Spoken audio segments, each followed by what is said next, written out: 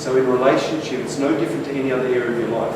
Whether it's your health, whether it's finances or making money, there's tools and techniques and technologies that we follow in each of those areas that will lead us towards success. And so if you look at coaching, for example,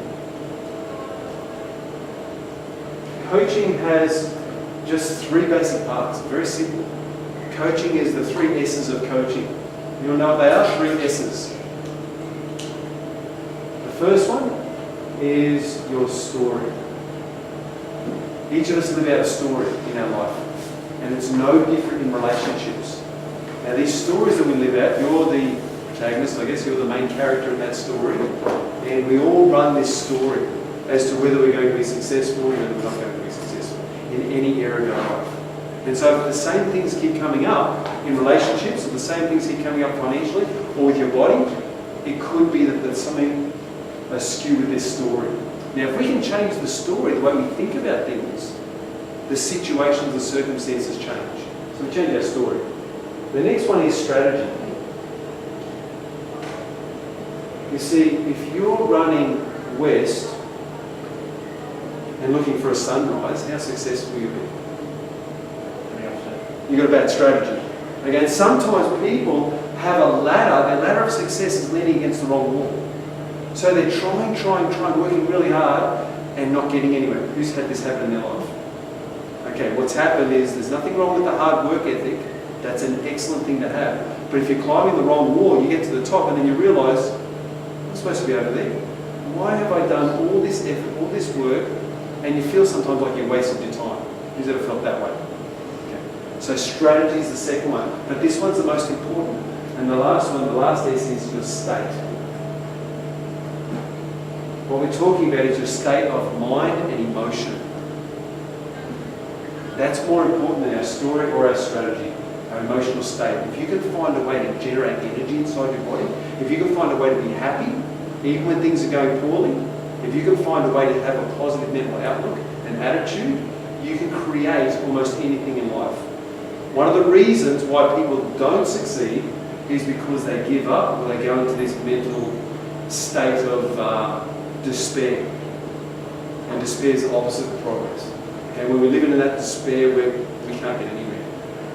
You know, being beaten down, what is it, once bitten, twice shy. We go through a situation, we go through a marriage or a relationship, it falls to pieces and suddenly we think, oh, maybe it's not for me. And it's true, marriage isn't for everyone. Men, for instance. That's a joke. Okay, so story, strategy and state. That's what coaching is all about. And so story, strategy, what we're looking at here to do is change the mindset. Strategy is put into a step-by-step process that will actually work, will actually get you the result that you want. And then what state do we need to attain that? How do we need to feel?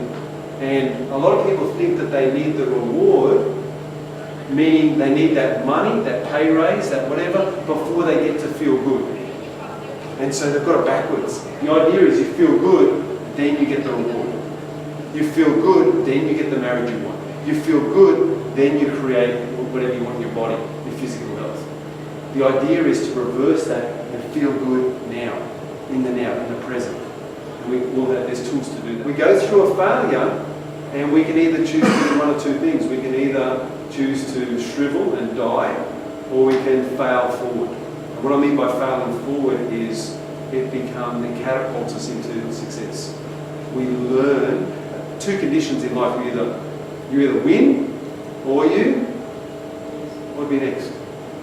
How about try this? You either win or you learn. Think about it that way. There's no losers. You either win or you learn. If we think about it like that, you never have a bad day, you never have a failure. It's always you're winning or you're learning. And so that's why Thomas Edison believed when he was inventing the light bulb. It took him, 1,000 to 10,000 times, and he eventually got it, because every time he didn't get it, he learned something. And if he's learning, he's progressing, he's moving forward. And so think of every failure, every hiccup on your journey is simply a way to learn. There's a poem that says this. It says, when things go wrong, as they sometimes will, when the road you're trudging seems all uphill, when the funds are low and the debts are high, when you want to smile, but you have to sigh. When care is pressing you down a bit, Rest if you must, but don't you quit. You see, life is queer with its twists and turns. And every one of us sometimes learns, and many a fellow has turned about when he might have won had he stuck it out. So don't give up, though the pace seems slow. You might succeed with another blow. Often the goal is nearer than it seems to a faint and faltering man. Often the struggler's given up when he might have captured the victor's cup. And he learned too late as the night slipped down how close he was to the silver crown. You see, success is failure turned inside out. The silver tint on the clouds of doubt. And you never can tell how close you are.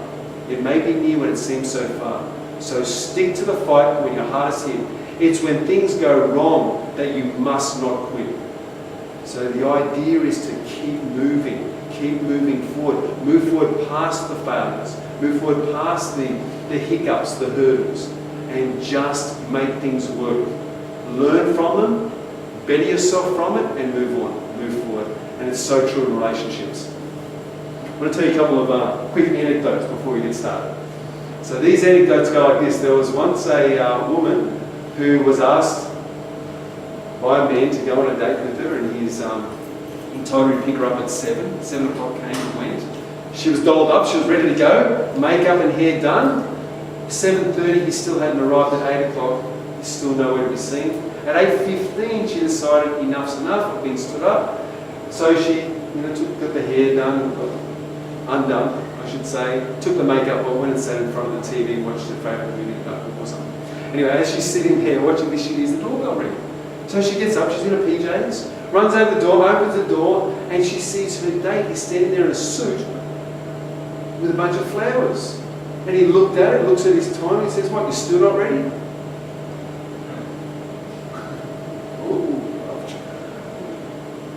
There was another couple, they've been together for 2 years, and the boyfriend decided he'd do something really lovely, for his girlfriend. And so on Saturday night, he had a florist come around to the house. So the florist had turned up, and he said over the phone, "I want this message inscribed on the card. Happy anniversary, year number 2. Anyway, the doorbell rang at the correct time. She went up, his girlfriend answered the door, and he waited in the bedroom thinking that, Saturday night, it's going to be a great night. She came in, threw the bouquet of flowers at his head. I was thinking, what's going on? He looked at the inscription, it says, "Happy anniversary, you're number 2. Ouch. Okay, so let's have a look at relationships. Who's heard of the love ladder in China? There's a 26-year-old woman who fell in love with a man, or I should say boy, 10 years her junior. Now the townspeople were very upset about this, obviously, for obvious reasons. They decided to run off together and go up into the mountains to live. And they lived there quite comfortably. Hello, welcome. If you could sign in, please. Just sign in, please. And come join us. And so as they're living up in the mountains, she obviously began to age before him. And it was very difficult as she began to age to move around. And so he began to chisel out steps in the rock face and up in the mountain top so that she could more easily move around. Over a period of 56 years, he chiseled about 6,000 steps. Which you think about, and that's a great deal of work. He broke many, many chisels doing this for her. He spent hours every day doing this. And I want you to ask yourself this question: what would you do for your love? And so now today, people around the world go over and they visit the love ladder and they climb these steps, 6,000 of them. And I'm sure they're in different places, but just amazing to think about what somebody would do for love, because he loves his wife or his girlfriend, partner, to that extent. There's a man that I worked with, and he was down and out one day. I walked into the workplace and he was slashed over in his chair, and I could tell by the expression on his face that something was wrong, something was bothering him. And I was the boss that day, so I began asking a few questions, and I found out that he just had a domestic violence application slapped on him, and he had to go to court within a couple of weeks. And anyway, I could see that he was down and out, so I practiced my rapport building skills. Anyone know what rapport is? We all know what rapport is, but how would you describe it? Rapport is the building of two things, trust and responsiveness. Trust and responsiveness. How do we get rapport? Matching and mirroring. So if you can imagine, he's down and out, he's looking depressed, his face is depressed, his shoulders are slouched. So I sat across from him, guess what I did? I matched his body language. Dropped my shoulders, began to look a bit depressed as I'm talking to him, as I'm communicating with him. Now the secret of rapport is this, is that people like people who are like them. People do not like people who are not like them. Or not like somebody they like to be like. So you like people who are like you or like somebody you like to be like. And you don't like people who are not like you or not like anybody you want to be like. Professor Moravian back in 1971 wrote a book called The Silent Message. And in that silent message he said there are three parts to the communication process. One is words, two is tone, three is body language. 55% of communication, he said, is body language. So when you match and mirror someone's body language, you build a deep level of unconscious rapport with that person. You act like them, you've got a facial expression like them, you speak like them, suddenly you're in rapport and you can go into rapport instantly. So that's what I did with this man. I'm in there, I'm sitting there, and I'm telling him what's going on. He's telling me. He explained this story to me. He said that his wife had cheated on him. So straight away he said, I'm really not happy about that.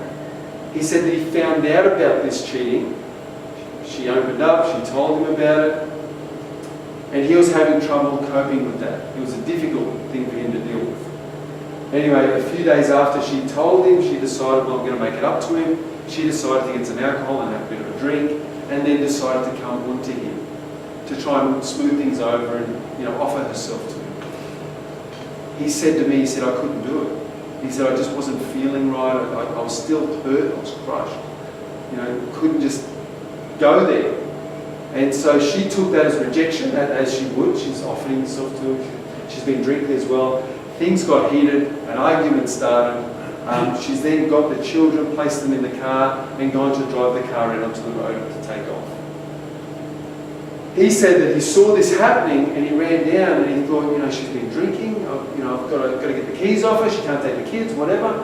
Anyway, he's reached into the car, he's grabbed her by the arm and pulled the keys out. And in grabbing her by the arm, he actually bruised her arm. And he pulled those keys up. She went up, then contacted her mother, they left that night. She went to the police the next morning and filed a domestic violence application on him. And he was, as you can imagine, down and out. Because he was feeling like, I don't know, I didn't do that much wrong, but he was doubting himself. He was in that situation where he doubted his actions and he doubted his feelings. And so I thought I'd do a bit of a reframe with him. Has anyone heard of reframing? It's a term in NLP. What about reframe? That's the next one. It's F. Reframe. For example, if somebody got a speeding ticket and he was angry because that silly police officer gave him a ticket, he might get angry at the police officer. Then he might tell a friend, this cop gave me a ticket and I'm really angry about it. And his friend said, don't you understand? That police officer just saved your life. He said, what do you mean? He said, well, there was an accident about to happen. It was about to happen 5 seconds before he pulled you up. It was about to happen and you could have been in a hospital or worse. You could have been killed in that accident. So he thought about it. And you see, that's a reframe. That's just taking a situation and thinking about it from a totally different perspective, from a totally different standpoint. And suddenly, just by doing that, we can have what's called a shift. We can shift our thinking just from doing a reframe. So anyway, I took this guy's down and out, and I decided to do a bit of a reframe with him. And I said, how much was she drinking? And he explained. I said, well, you couldn't let her drive. He was like, yeah, I know, but I did the wrong thing. And I said, no, listen, I said, you saved the life of your children. You saved the life of your wife. You actually saved her life. I said, if anything, in that situation, you should be condemned for that. You're actually a hero. You did a great thing. Understandably, there was an injury, and I get that, but you did what you needed to do in order to prevent a collision from happening, in order to prevent endangering the life of other people on the road, endangering the life of your own children, and endangering the life of your wife. And as I said this, I started to sit up a little taller. You see, in rapport, matching and mirroring is where it starts. The purpose of matching and mirroring and building rapport is to lead to pacing and leading.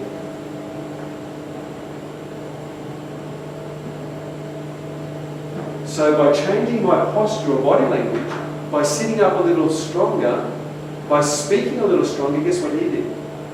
He began to respond by getting a bit of confidence in his body. Remember, he was down and out. He was thinking, oh, I'm stuck with DV, it's going to be the worst thing, I'm probably going to go to jail, I'm going to lose everything. You know how people get when something bad happens? They go down into the dumps. They go down into this self-defeatist mentality or mode. Who knows someone like that who's done that? When that happens.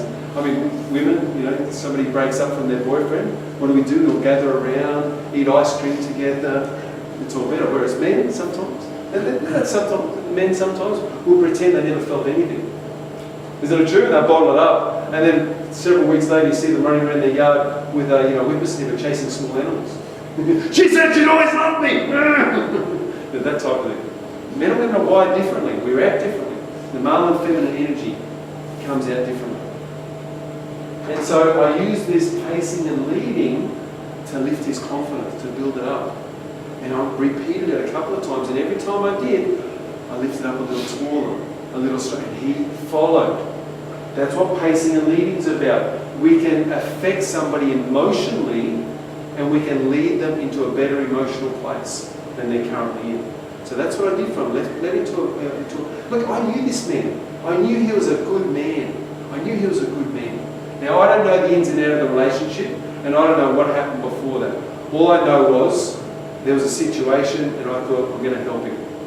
Now, it went from there to the next part of it, which was the next day he came to work, and he saw me in the kitchen. He ran back to the desk, back to the kitchen. He was holding a placard. He was holding a medal, not a medal. It was an award that he got, that he had framed. And this award for when he helped somebody. He'd actually saved a woman's life. And he described that it was similar to that situation. He said this woman was in an angry state of mind, and he prevented her from driving angry. She was so angry that she was probably going to do something disastrous, either for herself or others. She was actually going to kill herself, hit a tree. And he prevented that from happening. He actually got an award for it. He wouldn't have thought that unless we'd had that conversation. Because suddenly he remembered that he was a hero. He remembered that he could actually do something. Anyway, the end of the story was the domestic violence didn't go ahead, and they're working through things today. They're not together. This isn't a happy story as far as they're together. They're separated, but at least they're not at each other's throat. Okay? At least the situation did calm down and resolve over time, and he didn't have to go and pay for something that he didn't want to do. Obviously, he wasn't there to hurt her. He was there to save her. He was there to protect her. Does that make sense? So, I'm not condoning domestic violence in any way. I'm certainly not condoning putting bruises on anyone's arm. But if you look at the intention of the action, it wasn't to hurt her. It wasn't to hurt her. It was to help the situation. And so that's that story. Okay, everyone okay with that? No one going to argue about that one and say, that's a horrible thing. That's the way I saw it. And that's, like I said, that's only one side of the story. I need to go and talk to her and find out another side of the story, and I'm sure there is another side to the story. As we know, there is in every relationship. True? Absolutely true. Okay. So, where are we going to go to now? What makes a great relationship? Let's look at communication in another way. I can't remember his surname, but there's a man by the name of Gary, not Chapman. Chapman wrote the 5 Love Languages, but there was another Gary who wrote a book. I can't recall the title of the book, but he said that there was 5 levels of communication within a relationship. 5 levels of communication. Let's look at what they are.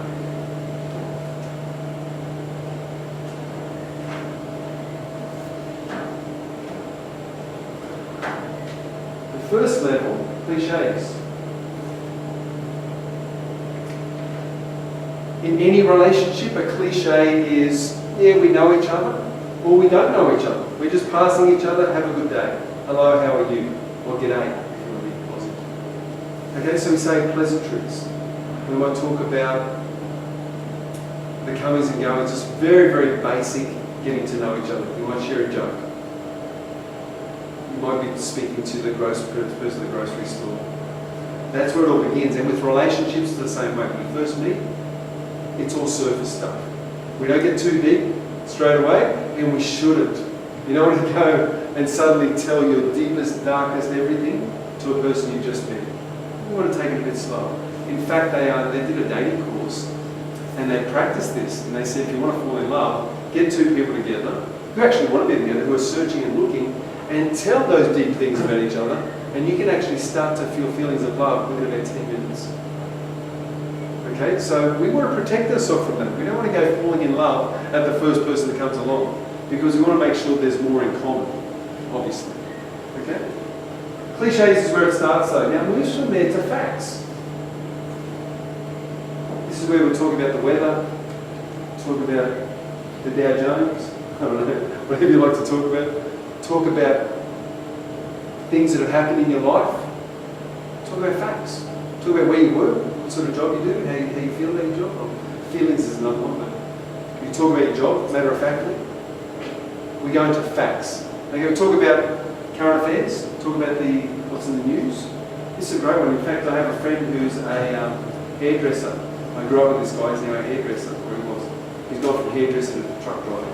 That's another story.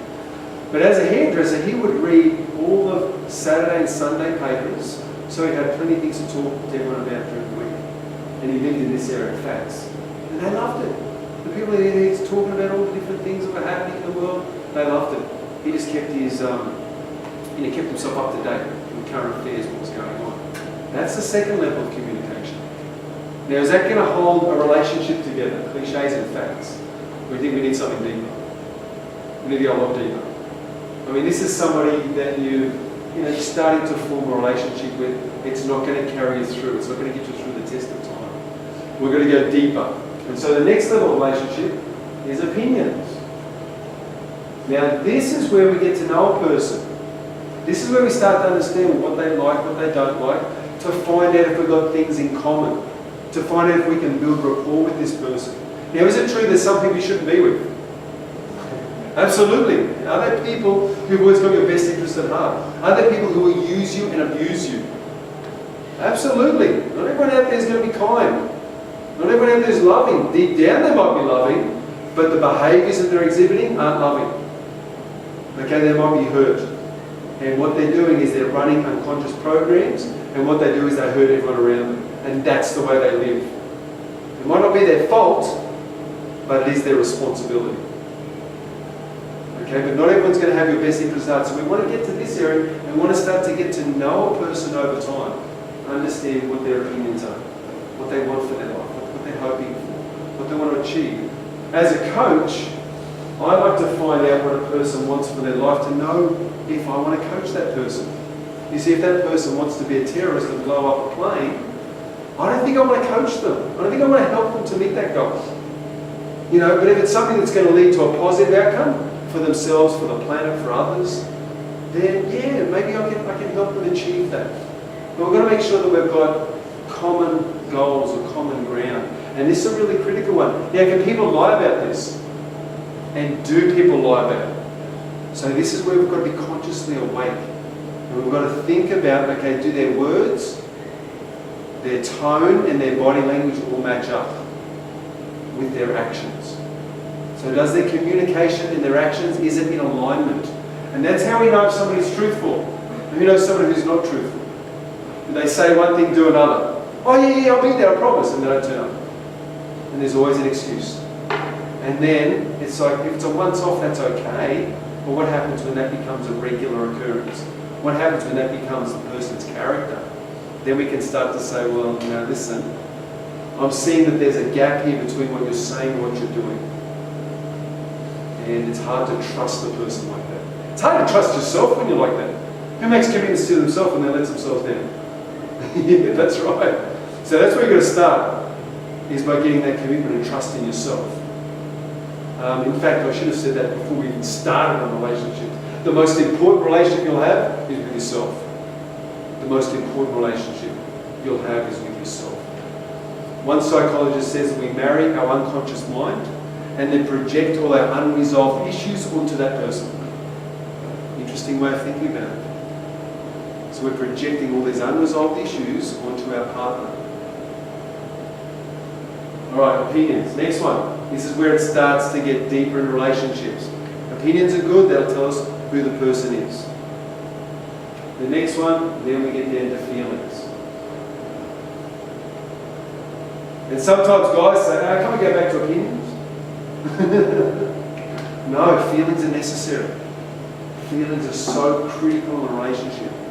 We need to discuss feelings. And we need to be honest with those feelings. I mean, sometimes it's difficult. Sometimes you think, "No, I won't say that, I don't want to hurt the person." Yeah? Who feels that? I don't want to hurt the person. I don't want to talk about the truth. So let's just pretend for a bit longer. This is not a good relationship if you're pretending. If you're pretending. Okay, I've been married now for 10 years. And I was doing this. I was pretending. I was saying things. Actually, the one reason my wife loved me so much was my honesty. Because I'd say things like, "Yeah, you're very attractive. You're not the most attractive woman I know, but you're very attractive." Things like that when we're dating. And that was okay for her. And I was surprised by that because of her belief in herself. And so that actually fit into what she actually believed. And that brought us closer, not further apart, which was interesting. I can tell you today that I love her. I love this woman more than anyone. She's beautiful. And she has the most beautiful smile to me than anybody. I absolutely love her smile. I wrote a list actually, five things I love about her this morning, and I sent it to her. And that was last week. I wrote another love letter this morning. So one of my goals is to write love letters to my wife. Let her know that I love her. And be genuine with her. Think about why I love her. And actually be genuine in doing that. And the other thing is creating feelings. So what I do is, if ever I doubt this, the way that I feel about my wife, if ever I doubt it, and who doubts sometimes the way they feel about their partner? Well, you're feeling really strong 1 week or 1 month, and then you sort of go through a bit of a lull and they're not as attractive to you because of something they said or did, or because of a circumstance in your life. Who's been through that? Yeah? And you begin to doubt it. So what I do is I revisit the memory of when we met. Because to me that memory is so vivid, and I use that memory a lot. And what I do is I go back to that time where I was just so in love with her. It actually wasn't the time I was in love with her. What happened was I fell in love with her after that, but I put all those feelings into that first meeting. So now when I go visit that first meeting, I just feel myself up with so much love for her. And so I see her face, I imagine that first meeting, and I fill myself up. It's like filling up the love tank. We can do that. Okay? These are our rules. We can do whatever we want. They're your feelings. You can feel it whichever way you want. And so I decide that I'm with her forever. And I decide that if ever I have a bit of an upset or a bit of a hurdle, I plan to go back to that first time, revisit that feeling, get those feelings again strong inside me, those feelings of love for her, and then continue the relationship like that. Okay, that's one of my strategies. We'll actually be doing that in the seminar. We'll be taking you through some of those strategies so that you actually get some practice at doing that, in creating wonderful feelings inside. And we're talking here about state. If you're full of love, if you're full of energy and excitement for your partner, what sort of relationship have you got? If you're full of that, what do they feel? What are you projecting onto them? You're going to have a great relationship. But if you're in a lousy state, if you're feeling unloved, if you're feeling unappreciated, if you're feeling empty, what sort of relationship have you got? It's true, isn't it? So where does that change? If you're going to change it, if you're going to increase it, where does it start? It's not waiting for the other person to make you feel good. It's creating those feelings inside yourself. And so that's what neurological repatterning is all about. It's creating our own emotions that will carry us through. Okay, so feelings, the last one, final one. And this is the critical one, needs.